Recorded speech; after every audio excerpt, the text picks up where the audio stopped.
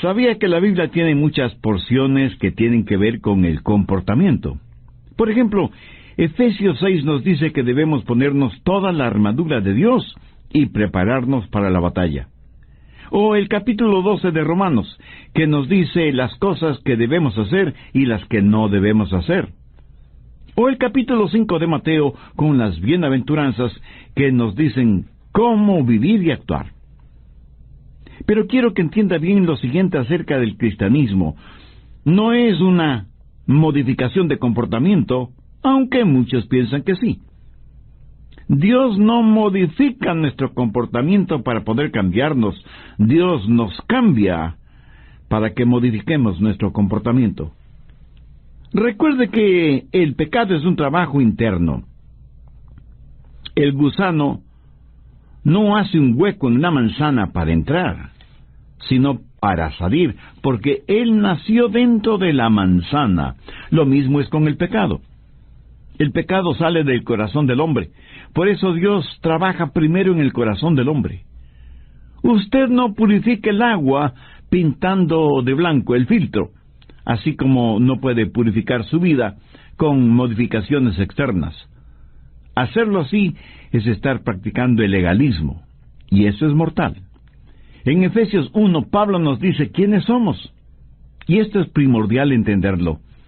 En los capítulos 2 y 3 nos dice cómo es que llegamos a ser lo que somos en Cristo. Y en los capítulos del 4 al 6 nos dice cómo vivir porque estamos en Cristo. Y siempre es así el método de Pablo. Primero da una porción doctrinal, lo que somos y cómo llegamos a hacerlo. Segundo, cómo vivir de acuerdo a lo que somos. Primero trata con el ser y luego con el hacer. Ahora, si usted comienza con el hacer en vez del ser, si usted no entiende lo doctrinal y sencillamente comienza en lo práctico, será un legalista. Y se sentirá frustrado porque estará viviendo en contra de una identidad que no tiene ni en su mente ni en su corazón.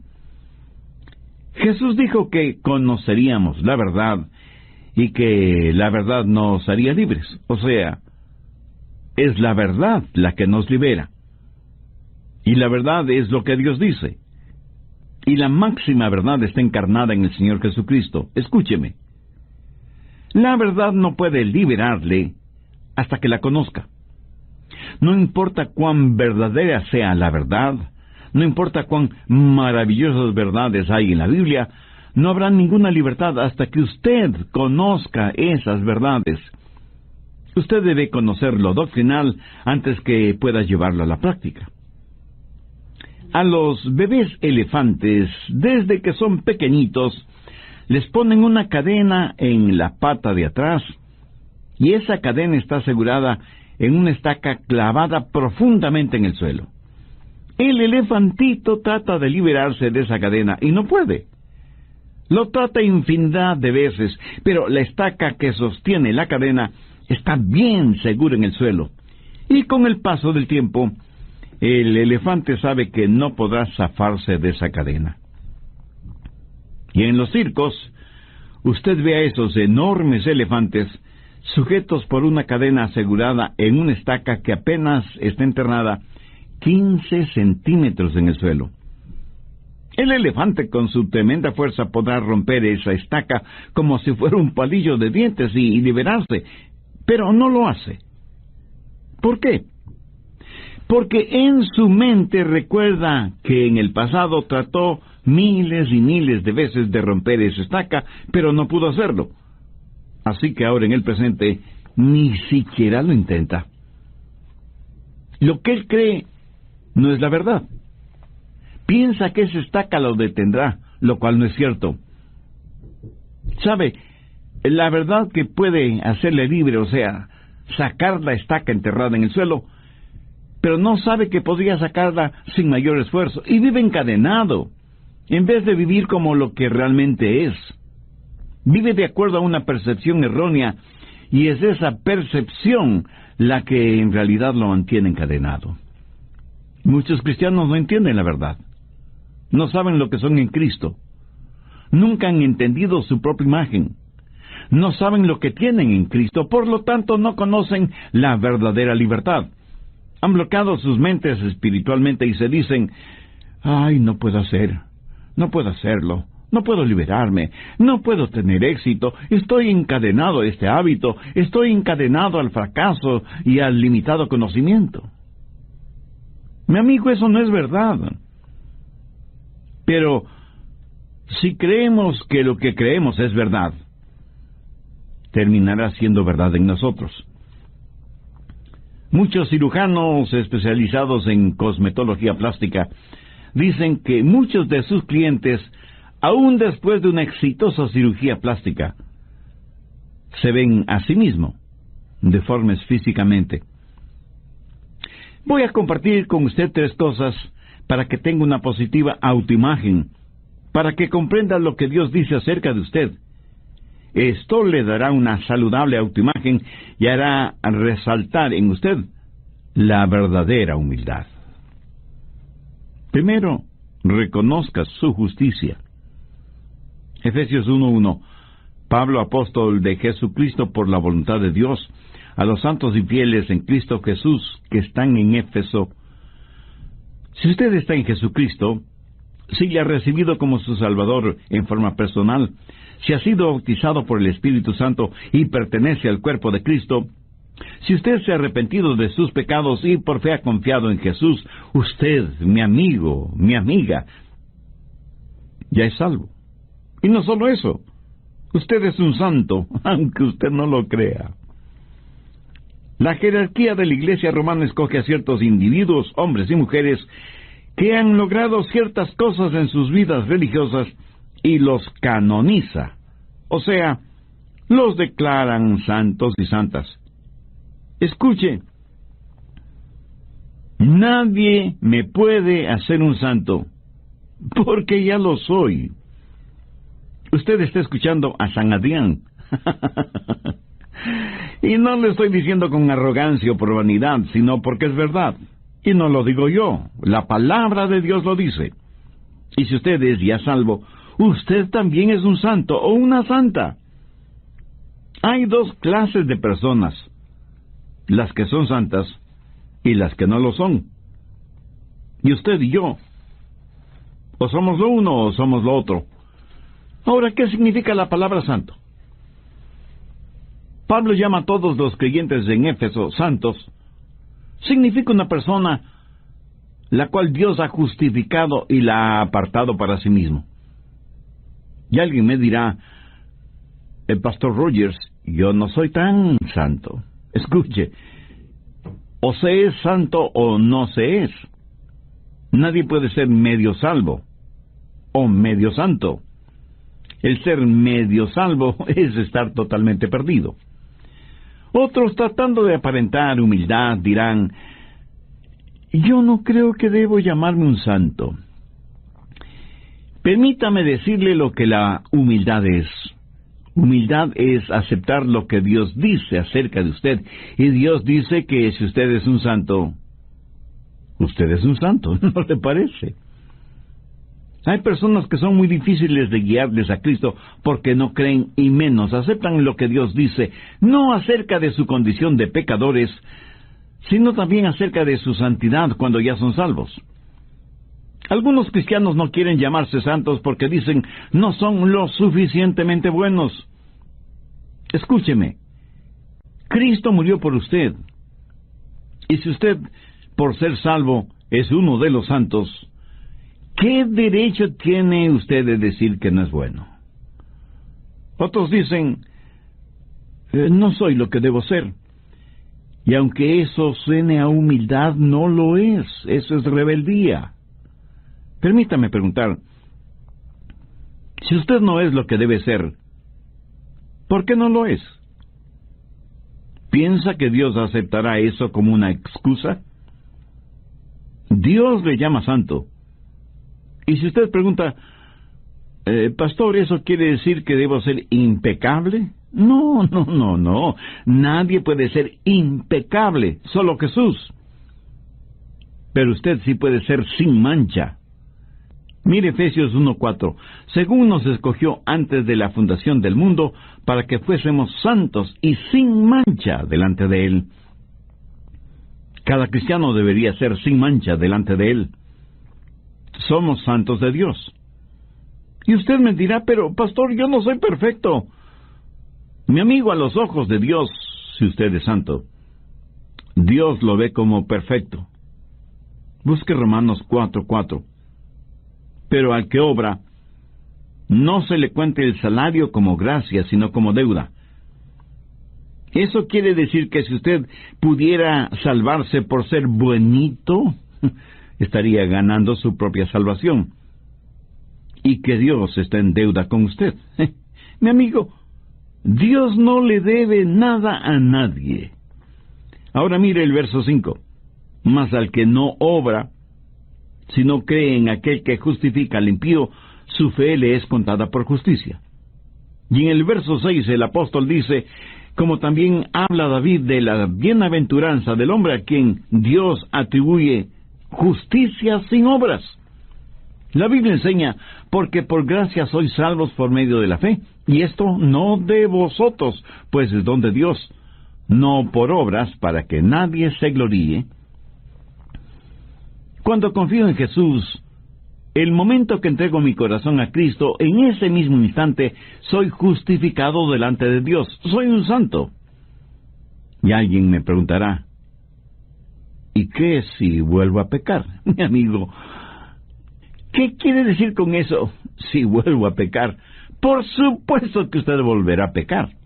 Todos pecamos. No hay ni una sola persona entre los miles y miles que me escuchan que no haya pecado. Pastor, cuando uno peca después de ser salvo, pierde la salvación. ¿Habrá alguien que no haya pecado después de ser salvo? Estoy seguro que no. Pero si usted se arrepiente de sus pecados y confía en el Señor Jesucristo, usted está justificado delante de Dios. Y si fracasamos espiritualmente, dice la Biblia que en Jesucristo tenemos un abogado que intercede por nosotros delante del Padre. Cuando pecamos, debemos confesar nuestro pecado. Pero ¿cuántos de nosotros hemos confesado que somos hechos justicia de Dios en Cristo? Por eso es que la Biblia dice en Romanos 12:3, digo pues por la gracia que me es dada, a cada cual que está entre vosotros, que no tenga más alto concepto de sí que el que debe tener, sino que piense de sí con cordura, conforme a la medida de fe que Dios repartió a cada uno. En otras palabras, el apóstol está diciendo que no debemos envanecernos ni enorgullecernos de la fe y de la gracia que Dios nos ha dado. Así que usted puede tener una autoimagen positiva si sabe quién es en Cristo. Si tiene una personalidad saludable, bien balanceada, entonces tiene la justicia de Dios. Ahora, esta justicia nada tiene que ver con sus obras, porque está únicamente relacionada con su fe en el Señor Jesucristo. Su justicia no es suya propia, sino la justicia que Dios le otorga a usted por medio de los méritos de Cristo, porque lo que Jesús hizo por usted justifica el que haya sido usted justificado. Segundo, confíe en sus recursos. Veamos Efesios 1:3. Bendito sea el Dios y Padre de nuestro Señor Jesucristo, quien nos bendijo con toda bendición espiritual en los lugares celestiales en Cristo. No solo que usted está justificado a los ojos de Dios, no solo que Dios le considera santo, sino que Dios le ha dado todo lo que necesita para vivir la vida cristiana. Ahora permítame hacer una pregunta. ¿Cuántos de ustedes tienen toda la paciencia, todo el amor, toda la sabiduría, todo el dinero o toda la fe que necesitan? Y muchos responderán, no tengo lo suficiente de todas esas cosas que necesito. Gracias por su honestidad. Pero, ¿qué es lo que nos dice el verso 3?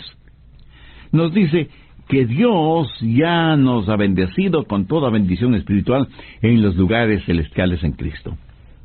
Entonces, ¿quién tiene la razón, usted o Dios? Dios dice que usted tiene todo lo que necesita para su vida cristiana. O sea, tiene toda la paciencia, todo el amor, toda la sabiduría, todo el dinero y toda la fe que necesita. Y no faltará quien me pregunte, pastor, si ya lo tengo, ¿cómo es que no lo tengo? Mi amigo, eso es porque usted no ha entendido lo que tiene. No se ha visto a usted mismo poseyéndolo. Y como no concibe poseyéndolo todo, vive como si no poseyera nada. Recuerde que en la vida cristiana primero viene lo doctrinal, luego lo práctico. Y para comportarse como cristiano tiene que saber y entender que usted ya está en Cristo. No solo debe reconocer la justicia que le ha sido otorgada, sino que debe confiar en sus recursos espirituales. Cuando usted sabe la verdad, esa verdad le hará libre. Pero si usted no entiende lo que tiene en Cristo, podría estar pidiendo por algo que ya tiene. Ahora recuerde que Dios nunca le pedirá a usted algo que Él mismo no le haya dado. Todo lo que Dios demanda de nosotros es porque ya nos lo ha dado. Y de acuerdo a Efesios 1:3, Dios ya nos ha bendecido con toda bendición espiritual en los lugares celestiales en Cristo. ¿Está usted gozando de esas bendiciones? Creer en lo que Dios dice es mucho más importante que lo que usted piensa. Cuando usted comprende lo que Dios dice, cuando usted entienda la verdad de Dios, esa verdad le liberará. Usted tiene que reconocer la justicia que le ha sido otorgada, y usted es justo delante de Dios en Cristo Jesús. Y por eso Dios nunca más se acordará de sus pecados. Sin embargo, eso no significa que Dios no le disciplinará si es que usted desobedece. Pero nunca usará ese pecado para acusarle. Anote al margen 2 de Pedro 1:3. Como todas las cosas que pertenecen a la vida y a la piedad, nos han sido dadas por su divino poder mediante el conocimiento de aquel que nos llamó por su gloria y excelencia. En Romanos 8:9 leemos, «Mas vosotros no vivís según la carne, sino según el Espíritu, si es que el Espíritu de Dios mora en vosotros. Y si alguien no tiene el Espíritu de Cristo, no es de él». Todos tenemos el Espíritu Santo en nosotros si es que somos salvos, y es por medio de Él que Jesús vive en nosotros. Si Cristo no está en nosotros, entonces no somos salvos. ¿Y cómo es que Cristo mora en nosotros? No corporalmente. Él viene por medio de su Espíritu Santo, y cuando creemos somos bautizados por el Espíritu Santo en el cuerpo de Cristo. Cuando estamos en el Espíritu, quiere decir que el Espíritu está en nosotros y nosotros somos de Cristo y Cristo está en nosotros. Por favor, escúcheme con atención. El Espíritu Santo es Dios en cada creyente. Algunos hermanos pentecostales a veces me preguntan si he recibido la segunda bendición. Y yo les contesto que para mí la segunda bendición es entender bien la primera. Muchos de nosotros en realidad no nos damos cuenta lo que obtuvimos cuando nos salvamos. No solo el perdón de nuestros pecados y vida eterna, sino que también recibimos al Espíritu Santo de Dios y con Él, y en Él, al Señor Jesucristo. Esa es la más importante bendición que uno puede recibir en la vida.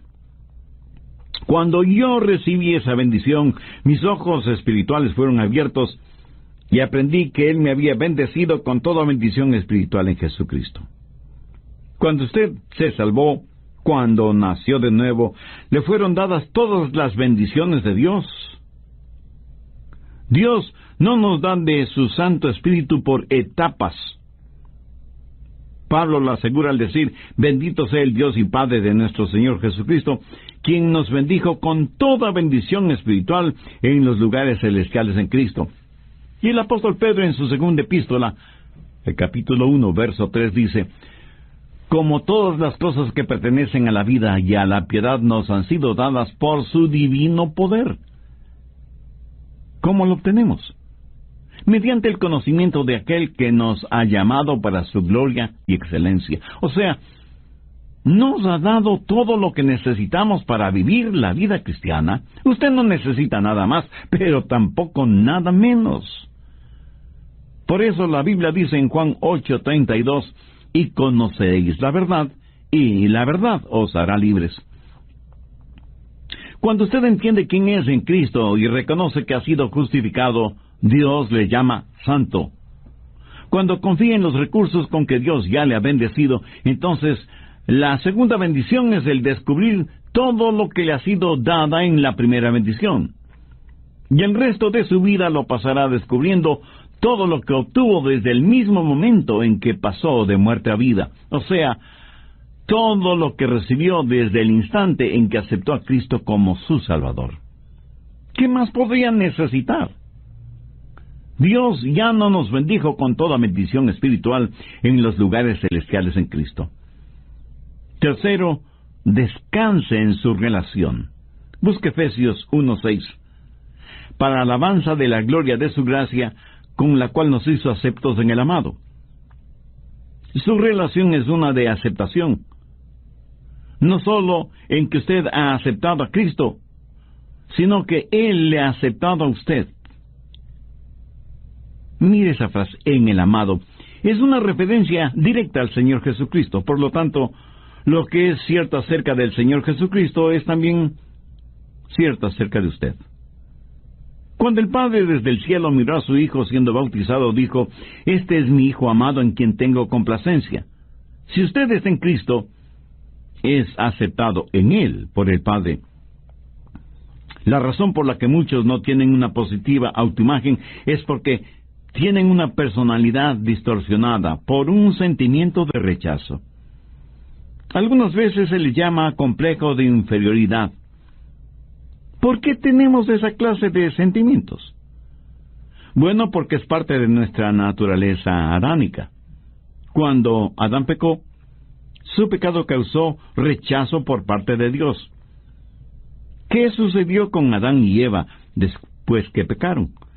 Tuvieron que salir del jardín del Edén, fueron rechazados. Vivimos en este mundo con esa innata sensación de rechazo, y la mayor parte de nuestra vida la pasamos buscando aceptación.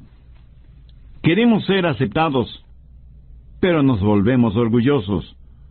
Tratamos de hacer cosas y nos esclavizamos a ellas. Vivimos por lo que otros piensan.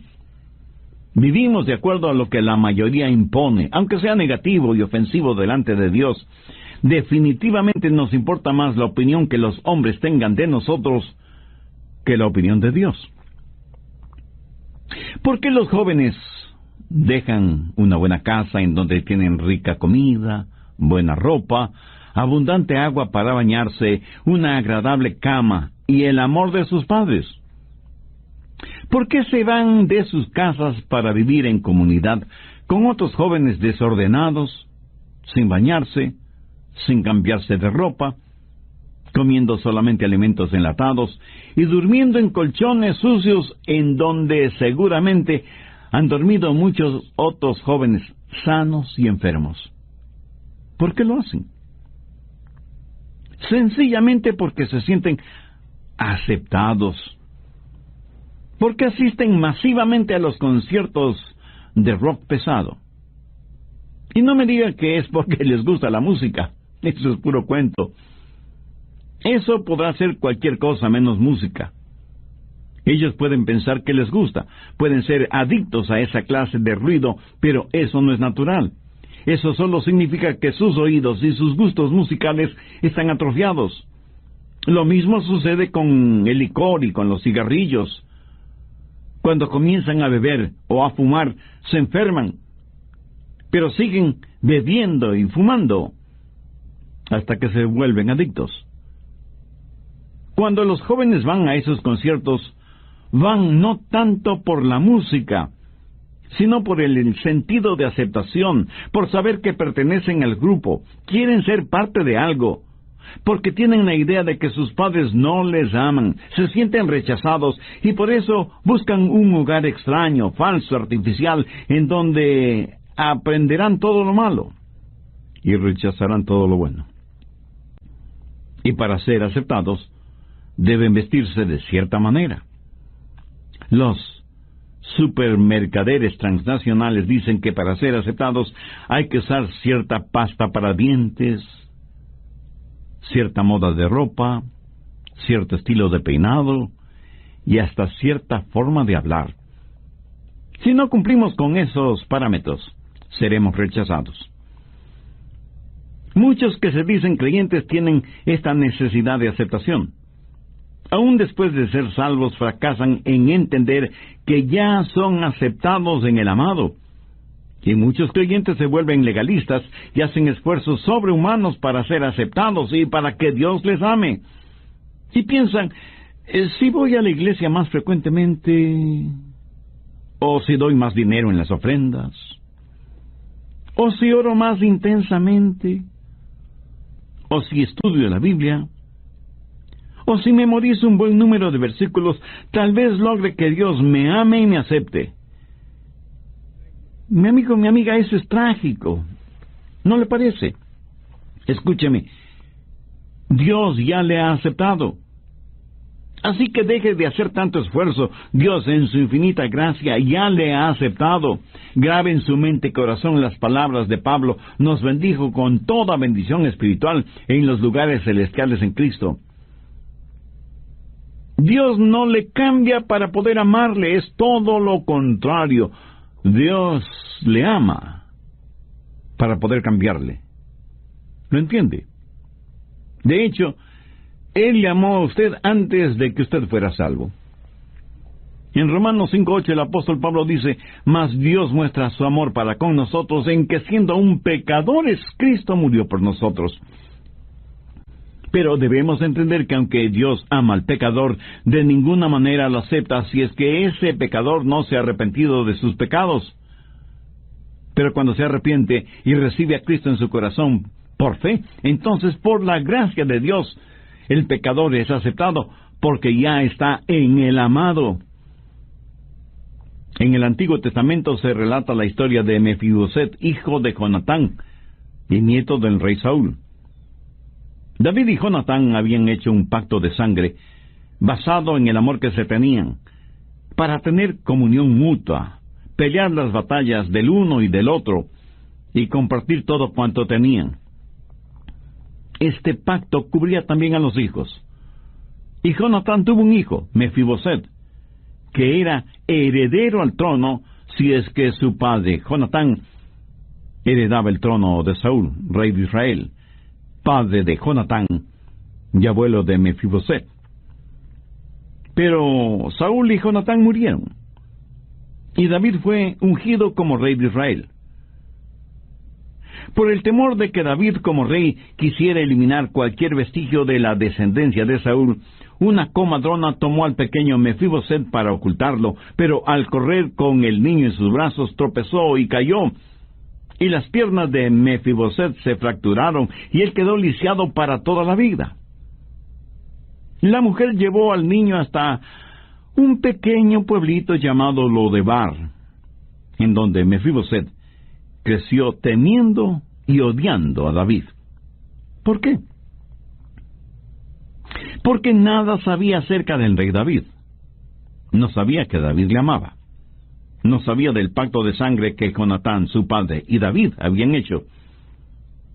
Y la causa de la rebelión de Mefiboset en contra de David era el resultado de creer mentiras acerca de David.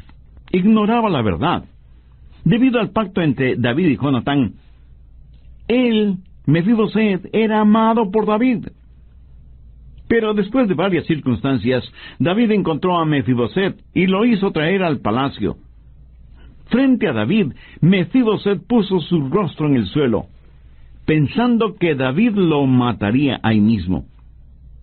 Pero David le dijo, Mefiboset, yo no quiero matarte. Yo quiero bendecirte. Quiero tratarte como uno de mis propios hijos. Quiero que tengas la herencia que te corresponde y que siempre te sientes conmigo a la mesa real. Te amo y quiero honrarte y bendecirte. ¿Por qué David hizo todo esto? Por el pacto que había hecho con Jonatán. David aceptó a Mefiboset por ser el hijo de Jonatán, y debido a ese pacto, cuando supo de la existencia de Mefiboset, lo buscó hasta encontrarlo, lo trajo al palacio y lo aceptó como si fuera su propio hijo y le bendijo como tal. ¿Por qué soy aceptado por Dios? No porque yo sea alguien especial, no por ninguna de las cosas notables que haya hecho. Dios me aceptó por amor a Cristo. Busque Efesios 4:32. Antes sed benignos unos con otros, misericordiosos, perdonándoos unos a otros como Dios también os perdonó a vosotros en Cristo.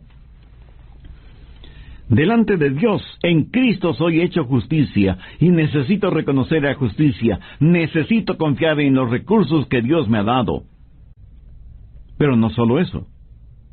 También necesito aceptar mi relación. Soy acepto en el amado, y debo dejar de tratar de ganar mi camino hacia Dios. Escúcheme atentamente. La santidad no es el camino hacia Cristo. Cristo es el camino hacia la santidad. El otro día, en un artículo bíblico relacionado con la llenura del Espíritu Santo, leí lo siguiente. Si queremos ser llenos con el Espíritu Santo, debemos vivir vidas justas y buenas. Y yo pensé, creo que esto debe ser al revés. Si queremos vivir vidas justas y buenas, debemos ser llenos del Espíritu Santo. Y esto no es un juego de palabras, piénselo. Si por nosotros mismos pudiéramos vivir vidas justas y buenas, ¿qué necesidad tendríamos de ser llenos del Espíritu Santo? Debemos llegarnos a Dios como somos y humildemente decir, Señor, aquí estoy. Y Él nos dirá, eres aceptado. Ahora, si yo me aferro a mis pecados, no podré ser lleno del Espíritu Santo. El momento que me arrepiento de mis pecados y digo, Señor, aquí estoy, ese momento soy aceptado en el amado, soy hecho justicia de Dios en Cristo. Recuerde que Dios no nos cambia para poder amarnos, sino que nos ama para poder cambiarnos. Y que la santidad no es el camino a Cristo, sino que Cristo es el camino a la santidad. En Cristo tenemos todas las bendiciones espirituales que necesitamos. Y en Él somos recibidos y somos aceptados por el Padre. Y cuando sabemos eso con absoluta certeza, tendremos una autoimagen que solo Dios nos la puede dar, que es el comienzo de la imagen de Cristo que Dios quiere que nosotros seamos. Veamos Efesios 1, desde el verso 2. Gracia y paz a vosotros de Dios, nuestro Padre, y del Señor Jesucristo. Bendito sea el Dios y Padre de nuestro Señor Jesucristo, que nos bendijo con toda bendición espiritual en los lugares celestiales en Cristo, según nos escogió en Él antes de la fundación del mundo, para que fuésemos santos y sin mancha delante de Él. Ahora vayamos hasta el verso 6. Para alabanza de la gloria de su gracia, con la cual nos hizo aceptos en el amado. ¿Cómo llegamos a estar en Cristo? Por arrepentimiento y fe. Eso nos hace miembros del cuerpo de Cristo. ¿Qué significa estar en Cristo? Permítame ilustrar esto de la siguiente manera. Suponga que yo le pongo a usted en un barril. ¿Dónde está usted? Pues en un barril. Luego yo pongo ese barril en un río. ¿En dónde está usted? Dentro de un barril en el río, ¿correcto? Bien. Si usted es un creyente, ¿dónde está usted ahora? Pues está en Cristo. ¿Dónde está Cristo? En los lugares celestiales. ¿Ya lo entendió? Lo que es verdad acerca de Cristo es verdad acerca de usted. Jesús está en el trono, sentado a la diestra de su Padre. Todas las cosas están a sus pies. Y cuando usted entiende quién es usted en Cristo y habla de tener una buena personalidad y aceptación propia y autoimagen, usted lo tiene todo. Y no se enorgullecerá por eso, sino que más bien se humillará. Recuerde que la verdadera humildad es aceptar lo que Dios dice.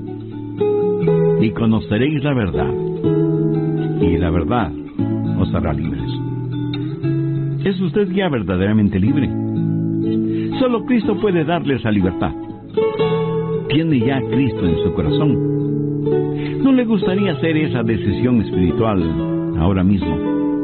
Si ese es su sincero deseo, le invito a orar conmigo una sencilla oración. Dios eterno, vengo ante ti sabiendo que soy pecador y estoy necesitado de tu perdón y de tu misericordia.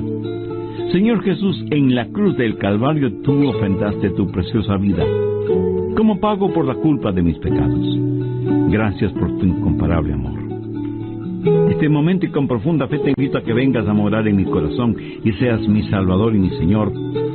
Ayúdame a ser la clase de persona que tú quieres que sea y hazme un instrumento útil y de bendición en tus manos, porque lo pido en tu santo nombre. En asimismo, deformes físicamente. Voy a compartir con usted 3 cosas para que tenga una positiva autoimagen, para que comprenda lo que Dios dice acerca de usted. Esto le dará una saludable autoimagen y hará resaltar en usted la verdadera humildad. Primero, reconozca su justicia. Efesios 1:1. Pablo, apóstol de Jesucristo por la voluntad de Dios, a los santos y fieles en Cristo Jesús que están en Éfeso.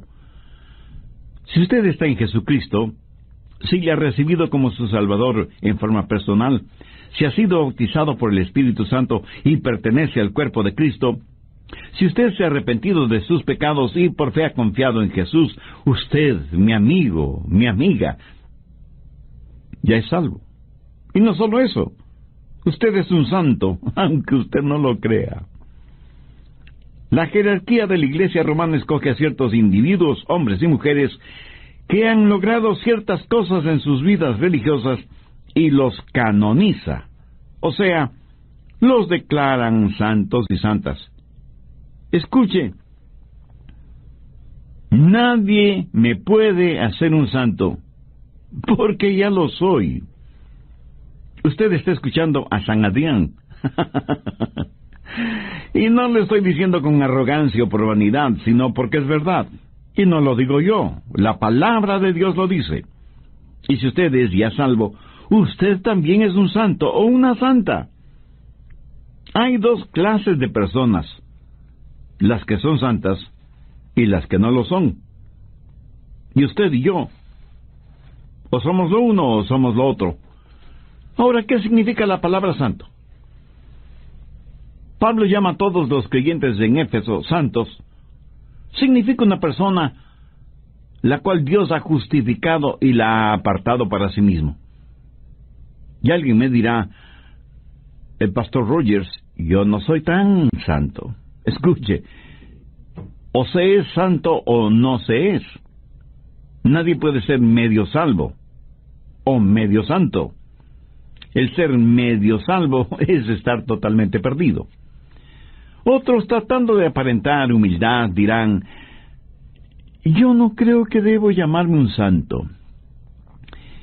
Permítame decirle lo que la humildad es. Humildad es aceptar lo que Dios dice acerca de usted.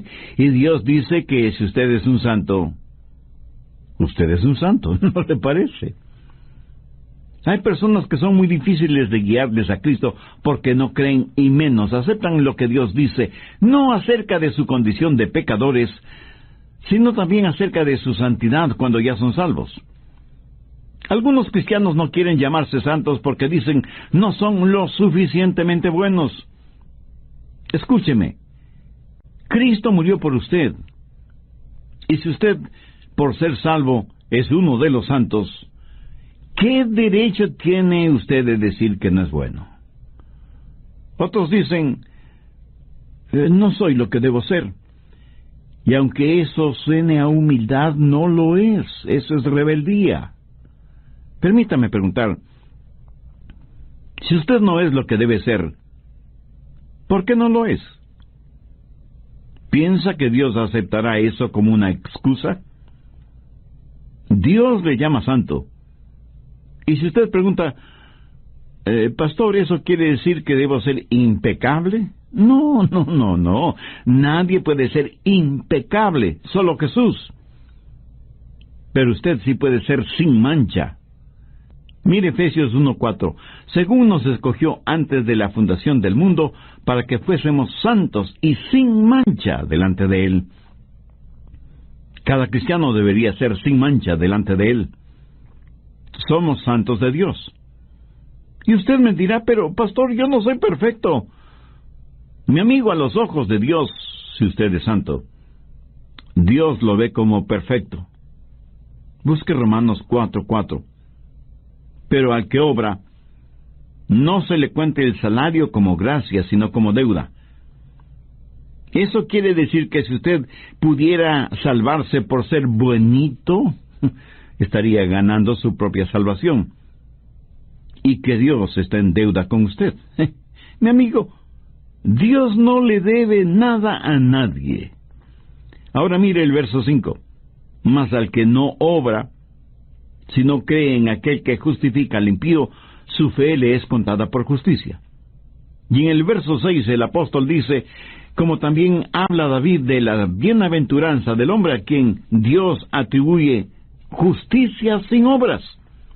La Biblia enseña, porque por gracia sois salvos por medio de la fe, y esto no de vosotros, pues es don de Dios, no por obras, para que nadie se gloríe.